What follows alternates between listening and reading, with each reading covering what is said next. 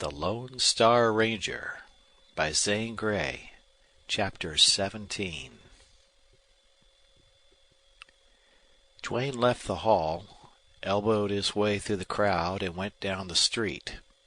He was certain that on the faces of some men he had seen ill-concealed wonder and satisfaction. He had struck some kind of a hot trait, and he meant to see where it led. It was by no means unlikely that Cheseldine might be at the other end. Duane controlled a mounting eagerness, but ever and anon it was shot through with a remembrance of Ray Longstreth. He suspected her father of being not what he pretended. He might, very probably would, bring sorrow and shame to this young woman. The thought made him smart with pain. She began to haunt him, and then he was thinking more of her beauty and sweetness than of the disgrace he might bring upon her. Some strange emotion, long locked inside Duane's heart, not to be heard, to be let out. He was troubled. Upon returning to the inn, he found Laramie there, apparently none the worse for his injury. "How are you, Laramie?" he asked. "Reckon I'm feeling as well as could be expected," replied Laramie. His head was circled by a bandage that did not conceal the lump where he had been struck. He looked pale, but was bright enough. "That was a good crack Snecker gave you," remarked Duane.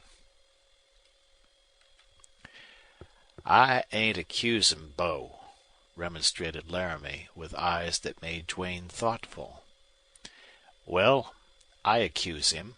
I caught him, took him to Longstreth's court, but they let him go." Laramie appeared to be agitated by this intimation of friendship. "See here, Laramie," went on Duane. "In some parts of Texas it's policy to be close-mouthed, policy and health-preserving. Between ourselves, I want you to know I lean on your side of the fence." Laramie gave a quick start.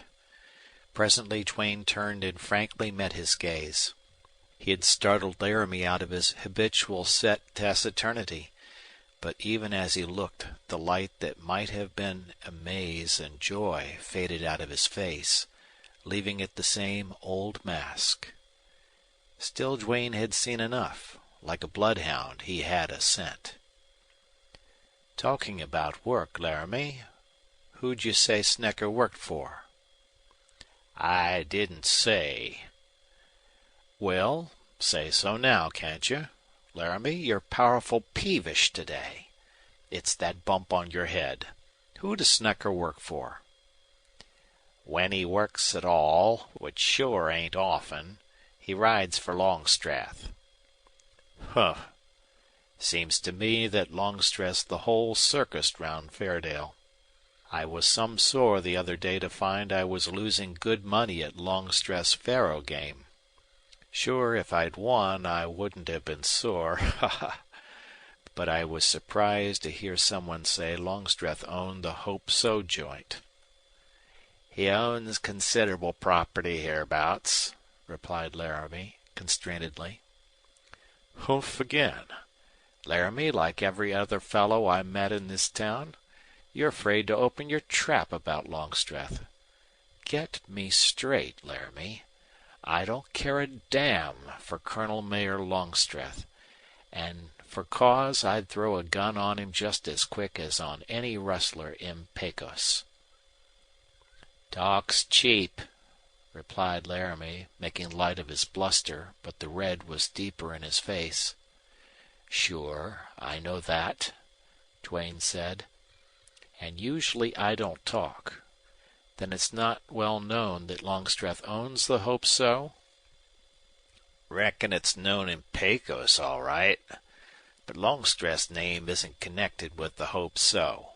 Blandy runs the place." "That Blandy. His faro game's crooked, or I'm a locoed bronc. Not that we don't have lots of crooked faro dealers. A fellow can stand for them. But Blandy's mean, backhanded, never looks you in the eyes. That Hope So place ought to be run by a good fellow like you, Laramie." "Thanks," replied he, and Duane imagined his voice a little husky. "Didn't you hear I used to run it?" "No. Did you?" Duane said quickly. "I reckon. I built the place, made additions twice, owned it for 11 years." "Well, I'll be doggoned."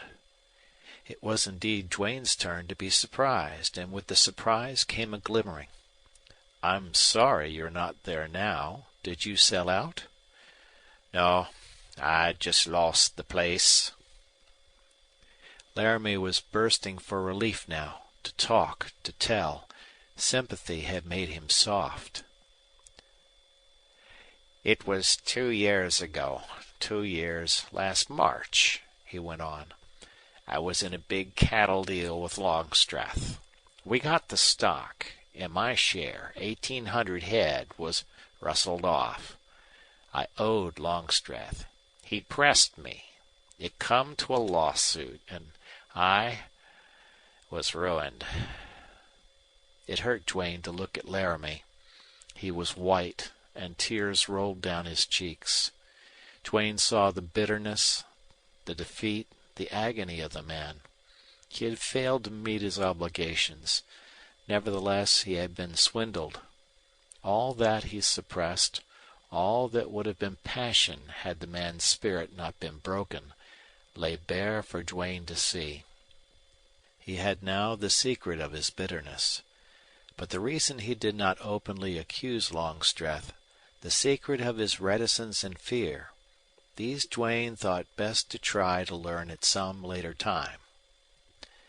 "Hard luck. It certainly was tough," Duane said. "But you're a good loser. And the wheel turns. Now, Laramie, here's what. I need your advice. I've got a little money, but before I lose it I want to invest some. Buy some stock or buy an interest in some rancher's herd. What I want you to steer me on is a good square rancher. Or maybe a couple of ranchers, if there happen to be two honest ones. No deals with ranchers who ride in the dark with rustlers. I've a hunch Fairdale is full of them. Now, Laramie, you've been here for years. Sure you must know a couple of men above suspicion." "Thank God I do," he replied feelingly. "Frank Morton and Si Zimmer, my friends and neighbors all my prosperous days, and friends still. You can gamble on Frank and Si, but if you want advice from me, don't invest money in stock now." "Why?" "Because any new feller buying stock these days will be rustled quicker'n he can say Jack Robinson. The pioneers, the new cattlemen, these are easy pickin' for the rustlers. Lord knows all the ranchers are easy enough pickin'. But the new fellers have to learn the ropes. They don't know anything or anybody. And the old ranchers are wise and sore. They'd fight if they—" "What?" Duane put in as he paused. "If they knew who was rustling the stock?" "Nope." "If they had the nerve?" "Not that so much." "What then? What'd make them fight?" "A leader." "Howdy thar, Jim," boomed a big voice. A man of great bulk with a ruddy, merry face entered the room. "Hello, Morton," replied Laramie. "I'd introduce you to my guest here, but I don't know his name." "Ho! That's all right. Few men out here go by their right names." "Say, Morton," put in Duane, "Laramie gave me a hunch you'd be a good man to tie to. Now I've a little money, and before I lose it I'd like to invest it in stock." Morton smiled broadly. "I'm on the square," Duane said, bluntly. "If you fellows never size up your neighbors any better than you have sized me, well, you won't get any richer." It was enjoyment for Duane to make his remarks to these men pregnant with meaning. Morton showed his pleasure, his interest, but his faith held aloof. "I've got some money. Will you let me in on some kind of deal? Will you start me up as a stockman with a little herd all my own?" "Well, stranger, to come out flat-footed, you'd be foolish to buy cattle now. I don't want to take your money and see you lose out. Better you go back across the Pecos where the rustlers ain't so strong. I haven't got more'n 2,500 herd of stock for 10 years. The rustlers let me hang on to a breedin' herd. Kind of them, ain't it?" "Sort of kind. All I hear is rustlers, Morton," replied Duane with impatience. "You see, I haven't ever lived long in a rustler-run county. Who heads the gang, anyway?" Morton looked at Duane with a curiously amused smile, then snapped his big jaw as if to shut in impulsive words. "Look here, Morton. It stands to reason. No matter how strong these rustlers are, how hidden their work, however involved with supposedly honest men, they can't last." "They come with the pioneers, and they'll last till there's a single steer left," he declared. "Well, if you take that view of circumstances, I just figure you as one of the rustlers." Morton looked as if he was about to brain Duane with the butt of his whip. His anger flashed by then, evidently as unworthy of him, and something striking him as funny, he boomed out a laugh. "It's not so funny," Duane went on. "If you're going to pretend a yellow streak, what else will I think?" "Pretend?" he repeated. "Sure. I know men of nerve. And here they're not any different from those in other places. I say if you show anything like a lack of sand, it's all bluff. By nature, you've got nerve. There are a lot of men around Fairdale who are afraid of their shadows, afraid to be out after dark, afraid to open their mouths. But you're not one. So I say if you claim these rustlers will last, you're pretending lack of nerve just to help the popular idea along. For they can't last. What you need out here is some new blood. Savvy what I mean?"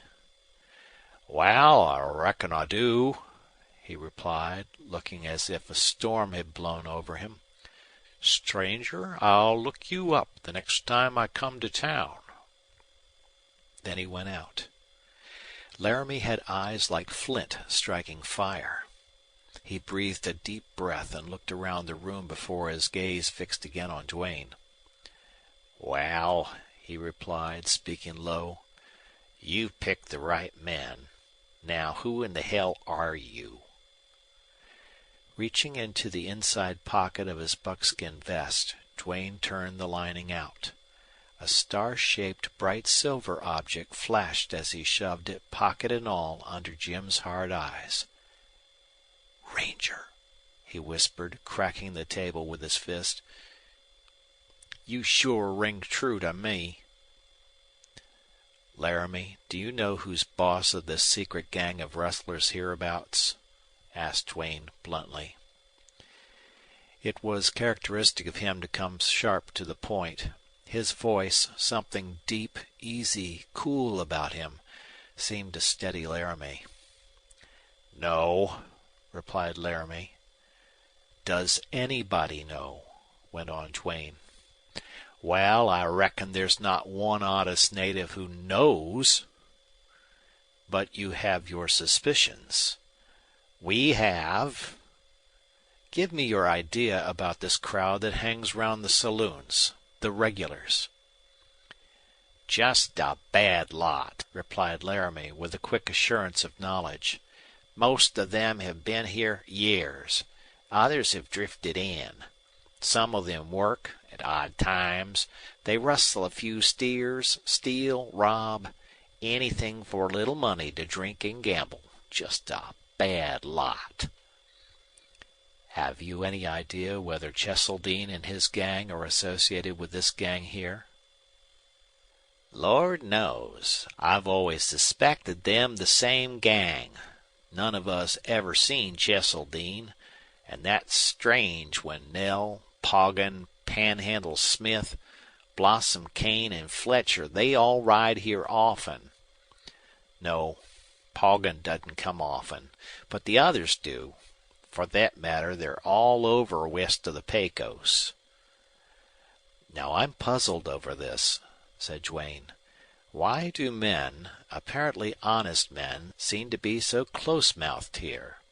Is that a fact or only my impression? It's a sure fact, replied Laramie darkly.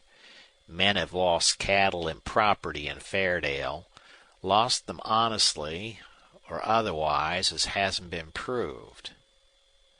And in some cases when they talked, hinted a little, they was found dead. Apparently held up and robbed, but dead. Dead men don't talk. That's why we're close-mouthed. Duane felt a dark, somber sternness. Rustling cattle was not intolerable. Western Texas had gone on prospering, growing in spite of the hordes of rustlers ranging its vast stretches. But a cold, secret, murderous hold on a little struggling community was something too strange, too terrible for men to stand long.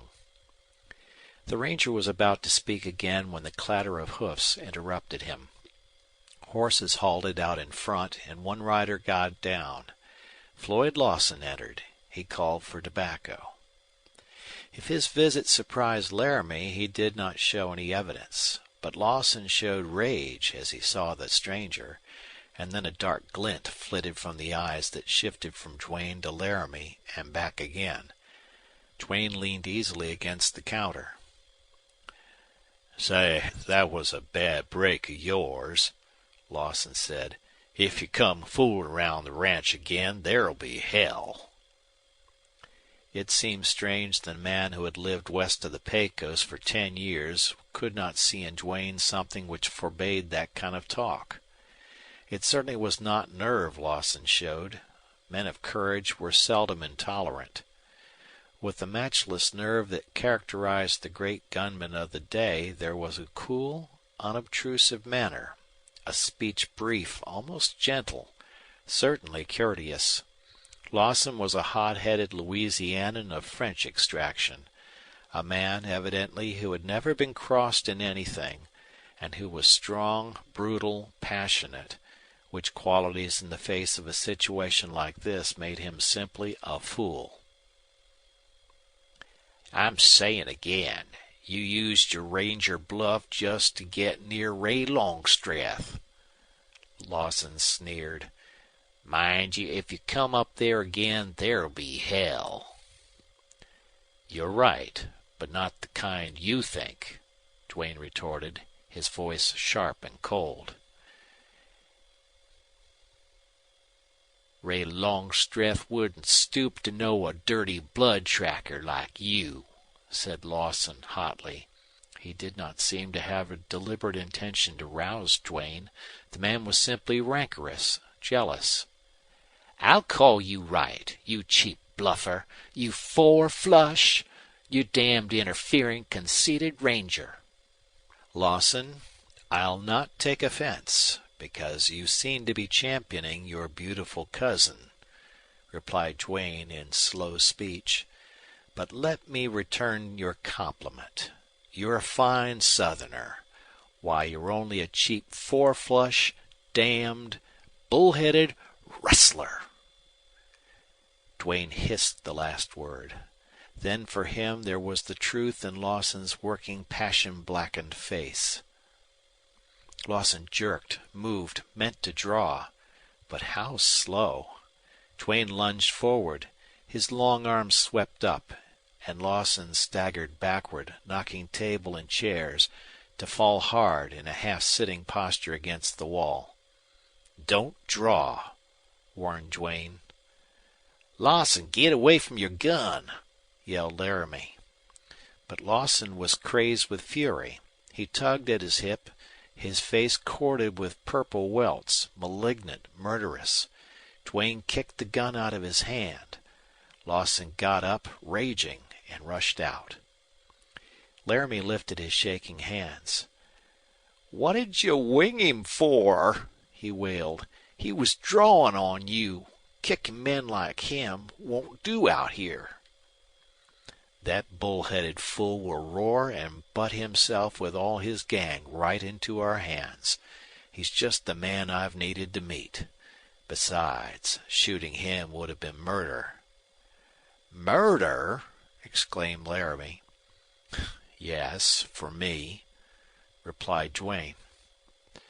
That may be true, whoever you are, but if Lawson's the man you think he is, he'll begin that secret underground business.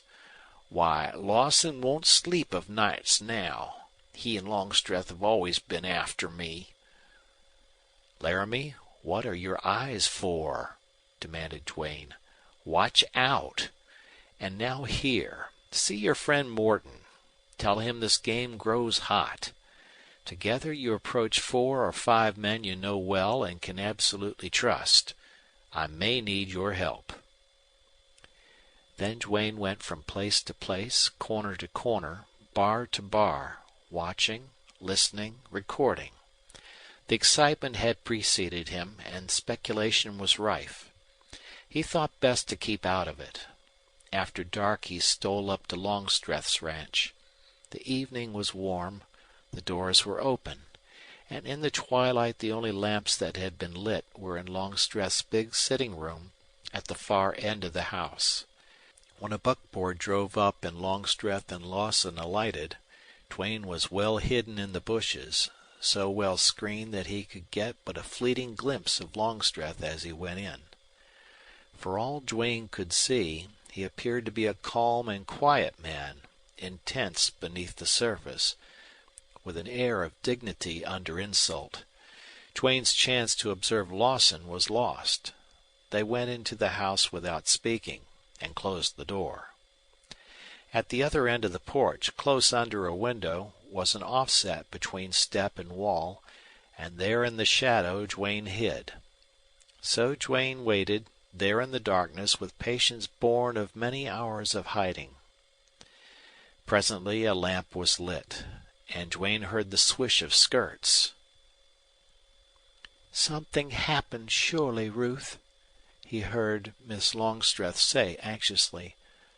"Papa just met me in the hall and didn't speak. He seemed pale, worried." "Cousin Floyd looked like a thundercloud," said Ruth. "For once he didn't try to kiss me. Something's happened. Well, Ray, this had been a bad day." "Oh, dear. Ruth, what can we do? These are wild men. Floyd makes life miserable for me, and he teases you unmercifully." "I don't call it teasing. Floyd wants to spoon," declared Ruth emphatically. "He'd run after any woman." "A fine compliment to me, Cousin Ruth," laughed Ray. "I don't care," replied Ruth stubbornly. "It's so. He's mushy. And when he's been drinking and tries to kiss me, I hate him." There were steps on the hall floor. "Hello, girls," sounded out Lawson's voice, minus its usual gaiety. "Floyd, what's the matter?" asked Ray presently. "I never saw Papa as he is tonight. Nor you so worried. Tell me what has happened." "Well, Ray, we had a jar today," replied Lawson, with a blunt, expressive laugh. "Jar?" echoed both the girls curiously. "We had to submit to a damnable outrage," added Lawson, passionately, as if the sound of his voice augmented his feeling. "Listen, girls, I'll tell you all about it." He coughed, cleared his throat in a way that betrayed he had been drinking. Duane sunk deeper into the shadow of his covert, and, stiffening his muscles for a protected spell of rigidity, prepared to listen with all acuteness and intensity. Just one word from this Lawson, inadvertently uttered in a moment of passion, might be the word Duane needed for his clue. It happened in the town hall," began Lawson rapidly. "Your father and Judge Owens and I were there in consultation with 3 ranchers from out of town. Then that damn ranger stalked in dragging Snecker, the fellow who hid here in the house. He had arrested Snecker for alleged assault on a restaurant keeper named Laramie. Snecker being obviously innocent, he was discharged. Then this ranger began shouting his insults. Law was a farce in Fairdale. The court was a farce. There was no law. Your father's office as mayor should be impeached. He made arrests only for petty offenses. He was afraid of the rustlers, highwaymen, and murderers. He was afraid, or he just let them alone. He used his office to cheat ranchers and cattlemen in lawsuits. All this the ranger yelled for every one to hear. A damnable outrage. Your father, Ray, insulted in his own court by a rowdy ranger." "Oh!" cried Ray Longstreth in mingled distress and anger. "The Ranger Service wants to rule western Texas," went on Lawson. "These rangers are all a low set. Many of them worse than the outlaws they hunt. Some of them were outlaws and gunfighters before they became rangers. This is one of the worst of the lot. He's keen, intelligent, smooth, and that makes him more to be feared. For he is to be feared.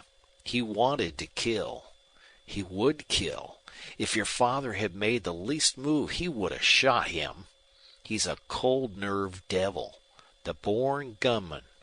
My God, any instant I expected to see your father fall dead at my feet."